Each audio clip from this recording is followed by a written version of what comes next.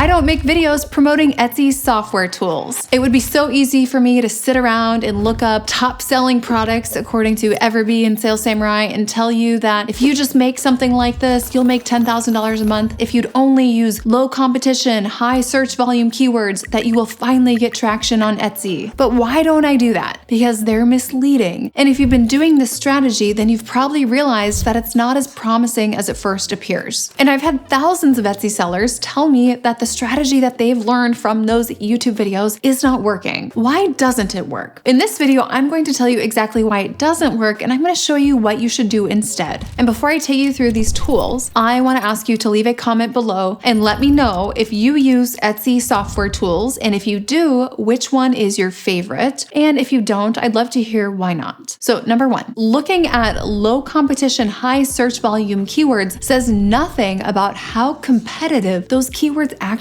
are. And it says nothing about the margin opportunity and the gross margin dollars that could actually come from those keywords. For example, let's say you look up cat lover t-shirt, and let's just say there is high search volume, low competition, and you think this is an amazing opportunity. Well, what we don't see from these software tools is that, okay, the margin on that bestseller is actually 2%. The bestsellers, those are all loss leaders. They're not losing money, but maybe they're breaking even. And sure, there's, low competition, high search volume, but is there actually an opportunity for you to compete? That's the question. So while on paper, that combination of search volume and competition, it might look like a great opportunity, when you really get into Etsy search results, you might find that the opportunity is actually slim to none. You might be totally wasting your time on something where you'd have to lose money in order to really benefit from that high search volume, low competition. It really doesn't give you any direction. Whereas maybe there is mid search volume and high competition, but the competitors are priced at an 80% margin, and maybe their photos are terrible. Maybe they have no options, maybe just one ugly font option in there. There could be a huge gold mine of an opportunity for you. Even though it looks saturated on paper, when you compare those two metrics, there's actually a huge opportunity for someone to come in and compete. The next thing is that what matters is the profit opportunity. We don't know a couple of things looking at Etsy software tools that makes these estimates that they give you wildly off. So first of all, we don't know if items are sold at full price or on sale. That's a huge problem, especially in a day and age when a lot of Etsy sellers are running constant sales up to 70% off on a daily basis. We don't know if things were bought with a coupon code or at full price or with an everyday discount. We also don't know what the cost of anything is. We can see an estimated revenue, but what is the estimated cost on that revenue? Is that like a print on demand product? Is it something that people make at home and it's much higher margin? Is it digital? Are there digital and print on demand versions thrown into the same category? So let's say we go to Everbee and we find that they say X listing is a $10,000 a month opportunity. Well, let's say that that seller is always running that listing at 70% off every single day, and they're paying to run ads to that listing. So when you take out that 70%, okay, now that's just a $3,000 opportunity. And then maybe they're spending $100 a day in ads to go to that listing. So that's $3,000 a month. That completely killed their profit. Not to mention, this is the big thing people are not thinking about when they're running ads. There's a cost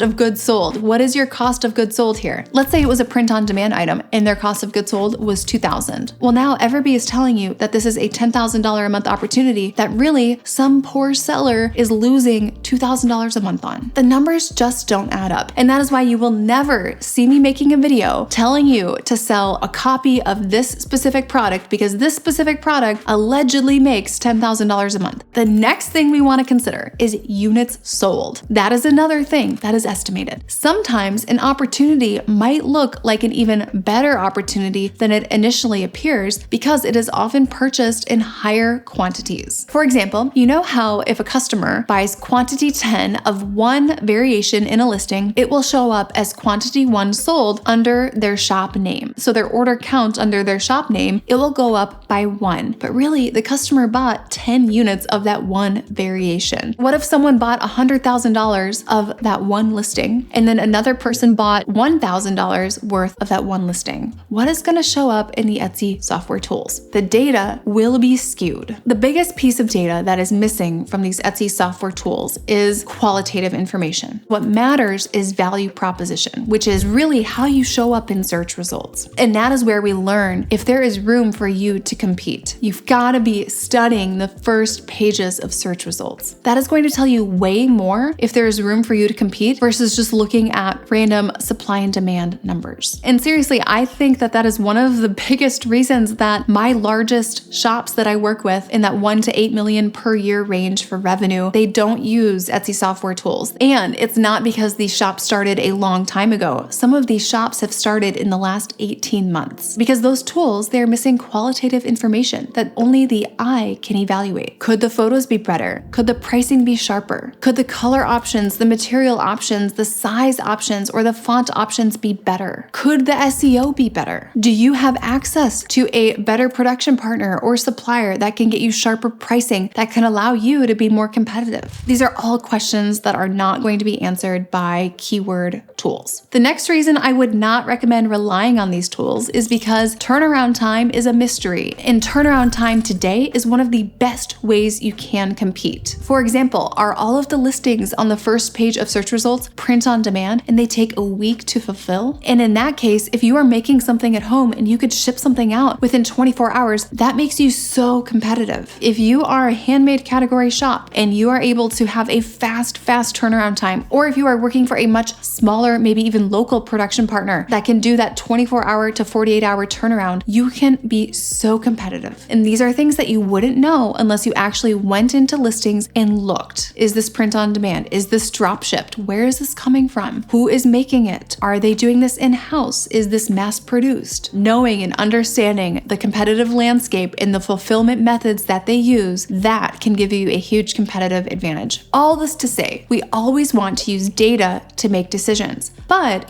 we don't want to use incomplete or infactual information to make decisions. We have a whole module in my brand new program, the Ultimate Etsy course, Module 6. It shows you how to use data to make decisions. When you are building a business, you don't want to look at things in a one-dimensional way. You want to see the entire ecosystem and the full picture. If you are going to be doing due diligence on a market, on a customer, on a product, or a category, you need to be looking at the complete picture. What we give you is the 10-step opportunity checklist. And these are 10 questions. It's basically the exact conversation I would have with you if you came to me and you said, Dylan, is this product a good idea? If you need help with anything that I talked about today, or if you are just sick of not seeing results with this low competition, high search volume strategy, and you are ready to try something different that is proven with thousands of Etsy sellers implementing this, definitely reach out to us. You can actually just schedule a free call with my team and myself below with the link. This call is not a coaching call, but it is to learn more about your business, and then we can show you our process and our program to see if that's even a good fit for you and if you are a good fit for us. So feel free to schedule a free call with the link below, and we will be talking to you soon. Otherwise, I'll see you guys in the next video. After I joined the program, I gained so much clarity. Dylan is a wealth of knowledge, and she shares all of her secrets with you. That coaching aspect of it, you can't get that through reading or watching videos.